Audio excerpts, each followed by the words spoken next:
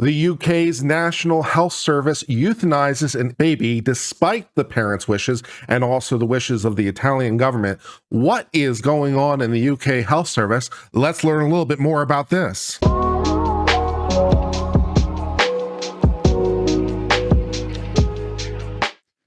So this is the story of Indi Gregory, a little girl that was living in the United Kingdom. Well, when you delve more into what happened, it seems more like the hospital and the courts weren't just indifferent in her case, but almost obstructionist. So let's break it down with some more detail. Indi was born with a mitochondrial disease, and as you may remember from your high school biology, the mitochondria is the powerhouse of the cell.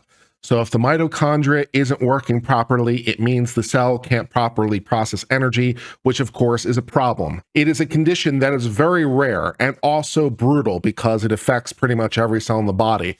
And it zapped the young girl of energy and caused her constant distress. Now, imagine being the parents in this situation, Dean and Claire, and they were told by the doctors at the Queen's Medical Center that their baby was beyond help. The doctors, it seemed, were ready to basically write off the case of the young child, saying that further treatment was futile. And this is where things started to get really contentious.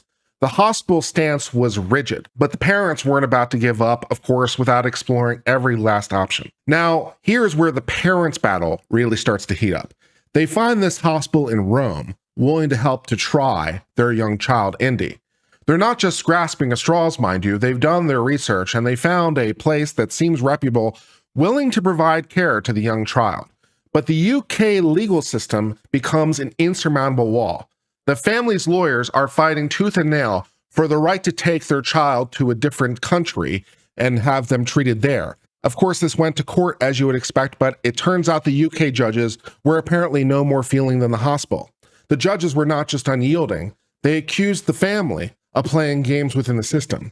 The judges started throwing around terms like manipulative legal tactics. Can you believe that? It feels like they were demonizing the parents who were merely doing everything they could to care for their child using any medical tools that were at their disposal. There had been some orders that had allowed for some discretion on the parents' part, but those orders were amended without the consent of the parents by the courts, leaving the family feeling powerless and unheard. The Italian government even got involved, granting citizenship to the young child in the hope that that would cause them to have the basis to fly the child to Italy for medical treatment, but the UK courts were unwilling to honor the request of the Italian government. But this case is, of course, not just about the legalese. It's about the hospital's role in all of this, which frankly comes off as callous.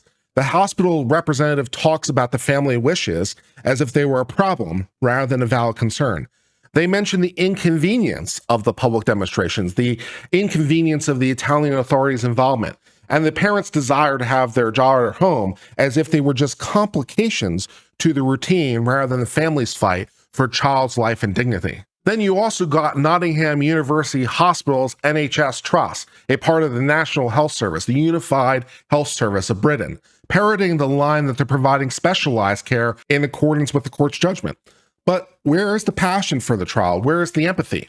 In this case, it seems like there's none of that. It's just cold adherence to some hospital protocol in total defiance of what the parents want, seemingly right out of a Kafka book. And across the channel in Italy, you have the Italian government trying to step up as well.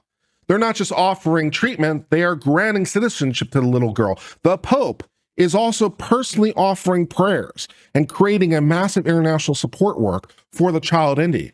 But the UK courts are unmoved by the Italian government, unmoved by the government of Vatican City, calling the Italian intervention wholly misconceived. There is a hospital in Italy that has offered care to cases that are at least somewhat comparable like this, like those of the case of Alfie Evans and Charles Jard. But again, the UK courts totally blocked the way, forbidding young Indi from traveling overseas to seek whatever help she can get. Even the Church of England weighed in on the case. They talk about the importance of maintaining basic care and not rushing to the end of life. They, of course, say that even when cure isn't possible, care is essential. The Church of England advocated for a humane approach to Indi's situation, one that would respect her life and her parents' wishes. The parents even claimed that they saw improvements in young Indi that the UK hospital system just wasn't acknowledging because they were set on a terminal end. The parents saw tangible signs that Indi was responding to treatment, thinking maybe, just maybe, she can get better treatment in Rome. But the UK courts, through decision, appeal through appeal, keep siding with the hospital, which insists that Indi's life support be withdrawn without any further intervention by anyone. This case is deeply reminiscent of some of the concerns that we saw in the Taking Care of Maya case. A hospital and a hospital system, this case backed by the government in the form of NHS, that seem more focused on defending their decisions and the status quo than exploring every possible avenue to aid the young child Indi. The family's desire for her to pass away if it was to happen at their home, if she couldn't be treated, denied, without a shred of seeming consideration for what it would mean for the parents and for Indi. The parents merely accused of being manipulative when they're just trying to give their daughter every last chance. Dean Gregory's words, the father, ring out here. They denied Indi not just life, but dignity. The hospital's part in this, their unwillingness to bend, to consider the family's wishes, paints a picture of a system more concerned with policy than with patients. And that is why there is such outrage in this case, just as there was such outrage in the Taking Care of Maya case.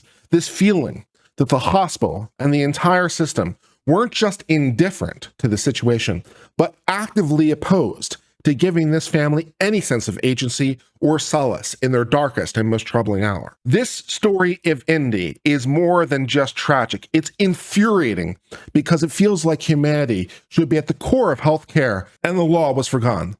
The hospital's role seemingly so devoid of compassion, it's hard not to be deeply critical, not to feel like the hospital failed Indi and her family in the most profound way possible.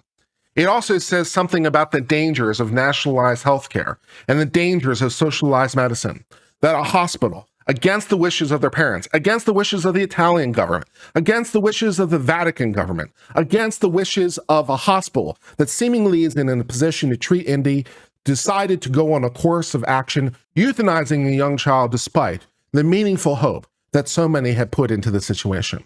It is a situation of a hospital system and a government run amok, and it raises deeply troubling issues about the world that we live in and the value of life. It's unclear how this story will ultimately resolve itself in the UK, whether or not there will be any changes in the system, although I seem somewhat doubtful. And of course, since the NHS is a governmental system, it seems like there will be no legal redress, the UK courts already being so hostile to them. So it's unclear what, if anything, will change in the future, but I suppose we'll have to wait to see what changes may be resulting from the outcry of the public. Until later, my friends, I've been Uncivil Law. I hope you've enjoyed this story, and until later, goodbye.